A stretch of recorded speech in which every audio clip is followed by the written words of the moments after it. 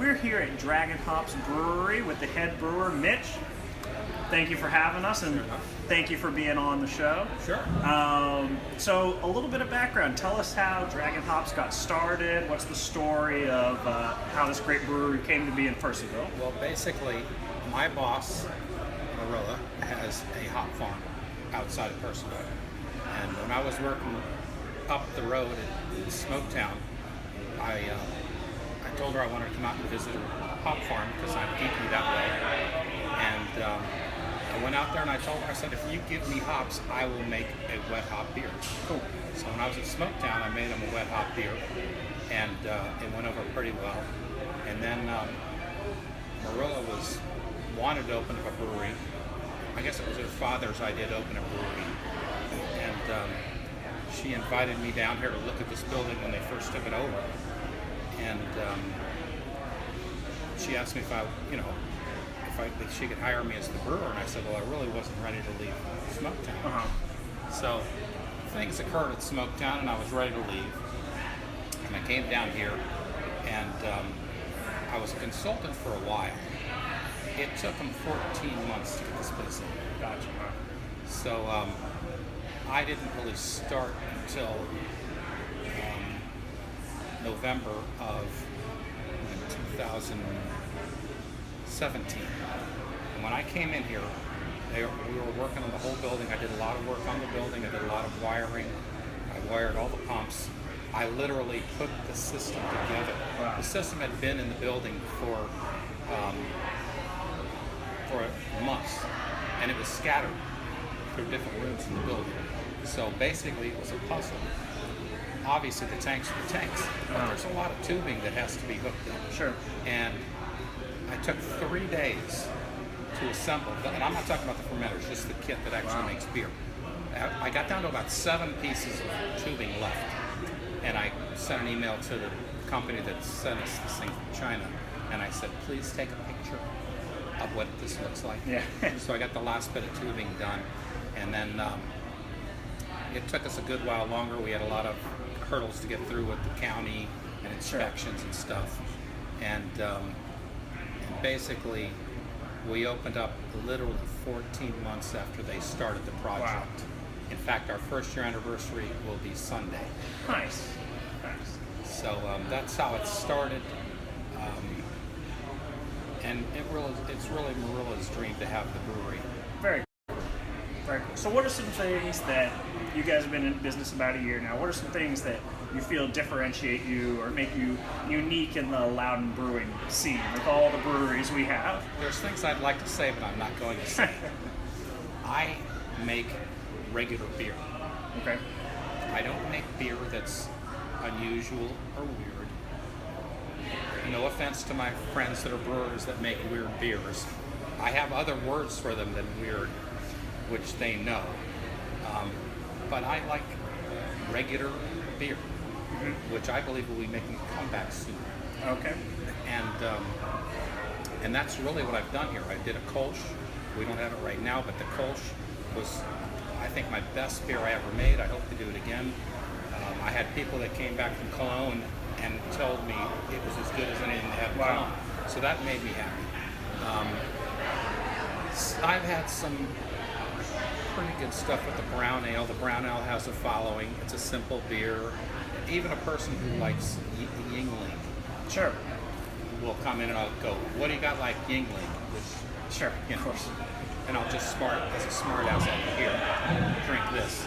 And they'll drink it all night. Yeah. So, and people don't know what to expect when you get a brown ale. Sure. They make dark beers and they go, oh, okay, that's not bad. Yeah. So there are many beer styles of the world that we have to that are there historically, and we need to respect them. We are not doing a good job of that in this country. We're screwing up other countries' beer at this point. You got IPAs coming out of Germany. Don't do that. Stay German. Yeah. The English need to stay English, but that's not happening. We got American beer. They'll get mad at me for saying that, but it's 12-ounce cans, hoppy. Sure. In like Beavertown in England, and it's happening in many places. And I think if we're going to take the beer styles of the world, you got to be true. I agree. You can't throw it up against the wall and see if it sticks. Sure. And especially real ale, which is a favorite of mine. I don't do any here, but we don't do that well. Yeah. We take a firkin or a pin and we put our regular beer in it with some other stuff from today. Maybe, I don't know, pancakes. And I am directing that at a particular person in another brewery. But if you're going to do that beer of other countries, respect it as much as you can. Cool. Now you touched on this already, but maybe if you could expand.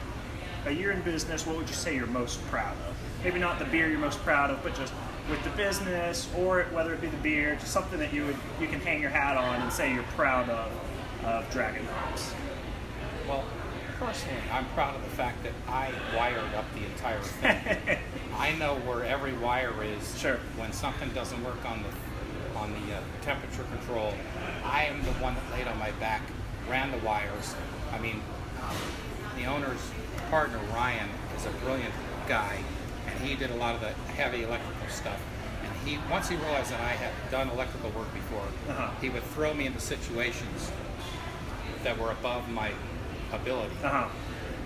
Like here's a 220 volt plug, wire it up. And we're using the wires, especially on the system. It's Chinese. Their colors aren't the same as our colors. Sure. So, he taught me a good bit about how to think on your feet when it comes to things. Like if you wire a motor wrong, it runs in reverse. So I learned a bit about that. I mean, this was a hands-on job, and that was before I even could make one beer. So now I'm at the point where I am making a beer. I probably am I think it's less than 30 batches on this system. Gotcha. But I'm proud whenever I make a beer that doesn't suck. Well, that's a good policy to have. Which is where my threshold is. It's just like in home brew. The first sip you have off your beer, in your head, you say, doesn't suck. There you go. Now you're moving in a good direction. Sure. Or if it does suck, then back to square one. That's the end of that beer. So to me, I don't have the ability to taste beers like some of my friends do. But I do have the ability of that simple threshold of going, doesn't suck. Very good. Jumping back in, what is a beer that got you into craft brewing? Like, is there a particular beer or some instance you can think back to that kind of opened your eyes to the whole scene? I think the beer that probably got me into craft beer was Henry Weinhardt's Private Reserve, which isn't a craft beer. Sure. But at that point in time, there wasn't much craft beer. Okay. I mean, obviously, Sierra Nevada Pale Ale is probably what opened my eyes up. But I remember having Henry Weinhardt's and saying, hey, this doesn't taste like Budweiser. Yeah. And it was like, okay. And then, I got to the idea of home brewing, and that pushed me down the road to like other beers. So I didn't think about it till now, but Henry Weinhardt's Private Reserve is what made me go, oh, there are other flavors out there. Cool. As you said, you've done 30-some brews on this system. Would you say that you have a favorite style to brew, whether it's here, whether it's at home, doing your home brews, or something that you have a particular affinity for? I like brewing simple beers, like my brown ale. There's not a lot of late edition hopping. I'm better at making beers that are simple. Sure. I've had to learn the system. I've had a lot of trouble with the late edition hops in my beer, and I would love to. I don't have it on my system. The way to do it on the system, I would love to do decoction mashing. I would love to do a Czech Pilsner, but I can't honestly do one without decoction mashing, and that requires money and another ability to pull off wort and boil it, put it back in without burning myself. Sure. And that's what I'd like to do more of. I love Czech Pilsners. They're a great, easy to drink beer, and at less than 5% usually. Yeah. And I would love to make that as a regular beer. I just did do my Pils again, which is not quite a Pilsner. Gotcha. Cool. All right, and then wrapping up, you said you're approaching that 1 year in business mark. Is there something that customers can look forward to? Something that they can come out to, or any projects you have in the works back here? Well, I do have, in the tank behind us over here, I do have a Belgian triple. Okay. But it's not coming out until it's ready to come Sure. out. It's 9.5% beer. Until it tastes like a Belgian, I mean, it tastes very good now. Sure. But I don't do cloudy. Gotcha. And once it gets to the point where it's not a cloudy beer, and at that point it will strangely and amazingly taste better. Because beer needs aging, especially the bigger beers. I also have a project next month to do a Munich Dunkel, like a 12 Plato Munich Dunkel with a buddy of mine, Aaron Hermes. And I'm looking forward to that because he's great at doing recipes, and I'm really better at making beer. Gotcha. I can make recipes, but I don't pride myself on recipe making. Gotcha. I'm a technician. Understood. You hand me a recipe, I will make that beer. Gotcha. So I like working with other people. I haven't done it much here at all, but with Aaron, I think we'll have some pretty good fun. We actually just did purchase what was left of Jack Chiron's stock of grain. Gotcha. And I got a ton of Munich malt, Gotcha. which is why we're going to do the Munich Dunkel. Cool. So, All right. Well, very good. Thank you for joining us on Beer in Loudoun. Thank you guys for tuning in, and definitely come and check out Dragon Hops. great. All right. Thank you very much.